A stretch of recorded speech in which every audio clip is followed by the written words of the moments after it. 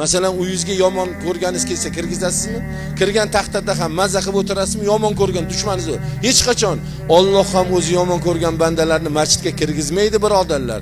Demak, bugun biz qaysi toifa qatordamiz? Masjidga kirib ketayotgan toifadamizmi yo masjidga kira olmayotganlar orasida turibmizmi? Hayya ala solat dedimi? Eshityapsiz. Uyquzda eshitildi. Turmadingizmi? Masjid oldidan o'tib ketyapsiz. Hayya alal falah dedimi? Kirmadingizmi? Xudo jannatga ham kirgizmaydi. Bu Allohning va'dasi. Jannatga joy bermaydi, ovora bo'lmang. Jannatga kirgizmaydi. Namoz vaqti bo'lganda inson halovatini yo'qotib qo'yish kerak. Xotirjamligini yo'qotib qo'yish kerak. Qayerda o'qir ekanman? Qayerga borsam ekan? Tahorat qayerda qilsam ekan? Birodarlar, bu namoz to'g'risida juda gap ko'p, lekin o'qishlikni bugundan harakatini qilaylik, birodar.